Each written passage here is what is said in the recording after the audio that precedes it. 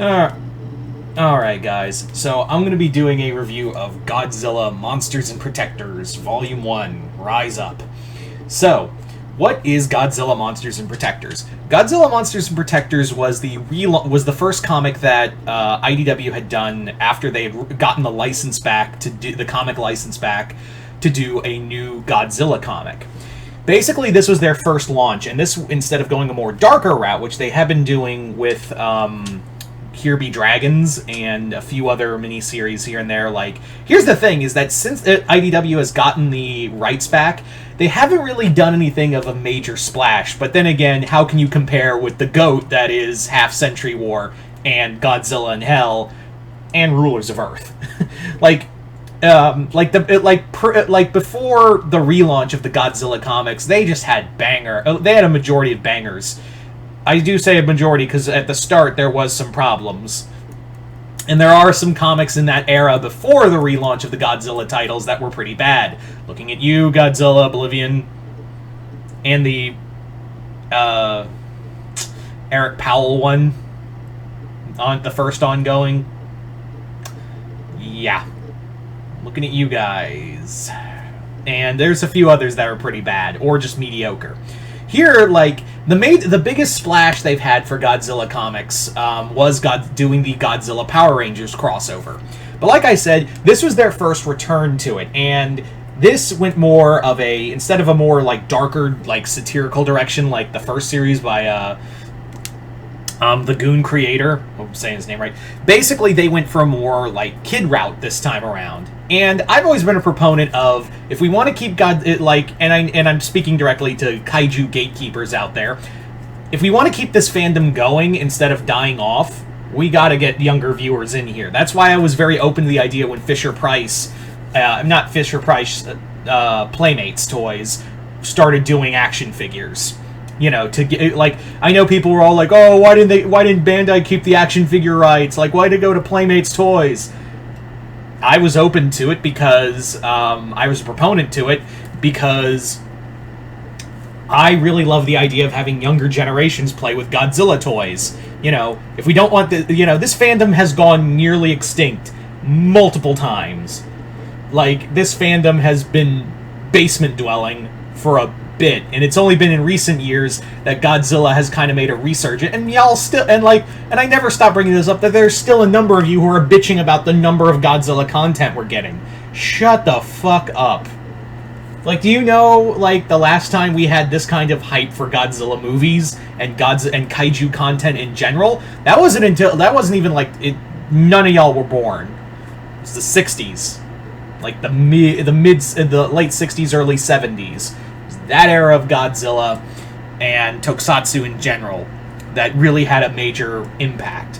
So again, if we want to keep this fandom going, we need stuff like this. And not to say, like, I'm not saying, like, kidify all of Godzilla. Like obviously Toho's doing something dark and brutal, and Legendary's doing something for, like obviously a bigger audience, whether they be all ages. But yeah. This is like a perfect example. We got this, and then we have the Godzilla versus biannual one-shots, which are to various degrees of success. I will say, I've been reviewing a lot of them. But yeah, the problem, that's the thing, is that sometimes, you can have this and still read, like, Godzilla Here There Be Dragons, and I'm sure they'll get other stuff. But getting back to my point is that still, there hasn't really been a lot that makes me go, oh yeah, Godzilla, IDW is back to being a Godzilla comic staple. Nothing really has jumped out to me yet. But anyway, let's get into this comic, which I've spent over 4 minutes not talking about. So what is Godzilla Monsters and Protectors? Godzilla Monsters and Protectors, like I said, is an all-ages book that focuses on a young kid, who I literally have forgotten his name. The kid's name, which I had to look up, is Cedric Nishimura.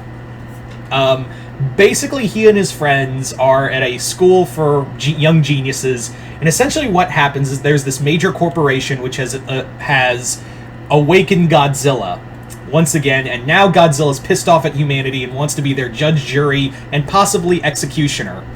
Now, the thing about this is it's kind of like Godzilla GMK, where, yes, Godzilla isn't a myth. It isn't like his first appearance. It's just his first appearance in decades. Like, basically what they say is that Godzilla appeared in 1954 in Japan and made sporadic appearances in the past, but was always never really relegated to myth, but more like he was almost treated like a conspiracy theory at points, kind of like, again, in GMK.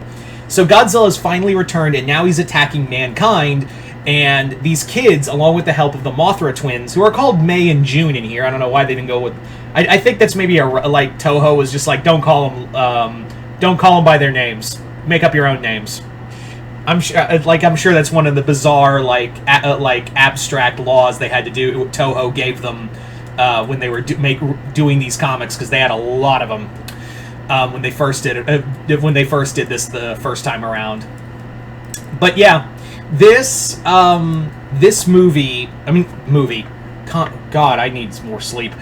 This comic is about 5 issues long, and it follows this series as these kids are trying to convince Godzilla that humanity is worth sparing. Personally, I'm running out of reasons. So the corporation is run by this group called Lived, and they have made their own monster to combat Godzilla, and that monster is Biollante. Yeah, it's kind of nice to see Biollante. Oh, it's always nice to see Biollante get some love. I wish they would use more of her original origin in these comics, because they never bring up and yes, this version of Biollante is created from plants with G cells, but they don't do the Erica thing of having her soul in there. I'm sure that's problematic in so many levels.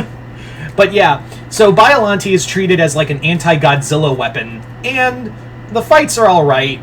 This is, you can clearly see there's more of an all-ages feel to this, and honestly, Godzilla himself, as you can see from the cover, is a little derpy looking. The human characters are alright. Cedric's a pretty good protagonist. Each issue is treated like a video of him detailing on a faux YouTube channel how he stopped Godzilla from killing all of humanity. The artwork is from Dan Schooling, Dan Schooning. Hope I'm saying that name right. Yeah, Dan Schooning, and it's written by Eric Burnham, the creative team behind the IDW Ghostbusters comics, which are really good. So it was Eric Burnham was kind of I would say the safe choice to do also he had been doing Transformers Beast Wars. Burnham is always the guy that they always get if you want to get like an IP going that you want to have like a safe bet with. And this is definitely a safe all-ages book. Like, honestly, this could be in Scholastic's book fair. Look at even the size of it. There's just this feeling of like a Scholastic's book fair kind of feel to it. It's nothing dark. It's actually kind of the artwork's kind of nice. I will say that Mothra is very poofy looking. I mean, and she's also just a chonk. Like, look at that chonk. Look at that chunky bug. The comic itself is pretty straightforward. These kids are trying to stop Godzilla from destroying humanity. Evil Corporation, which does have a secret, which does lead into a sequel, which is out, and I'm actually kind of thinking I might get the sequel, because this was actually kind of fun. It's kind of a fun, if you want to if you have a kid and you're a kaiju fan, and you want them to also get reading, here you go, here's your book. I will say that, it really just depends on how much you're willing to, be okay with, something fun. It just depends on... And I know that's such a weird thing to say, but, we live in a world now where, people love shows that are just completely cruel and cynical, like Rick and Morty and Invincible and The Boys, because, we're just a bunch of fucking edgelords, apparently. Sorry, I'm gonna get off my soapbox real quick. Anyway... So if you like fun and want to read something and it's not like Godzilla hasn't been fun before. Need I remind you the dance in Godzilla Monster Zero? Anyway, so there you go, guys. I do recommend this. It's pretty fun.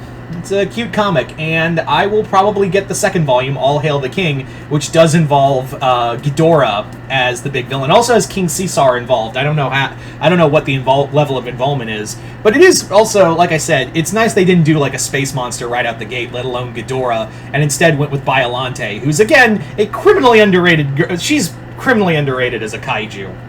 But anyway. So you guys tell me in the comments below. If you read Godzilla Monsters and Protectors, let me know in the comments below.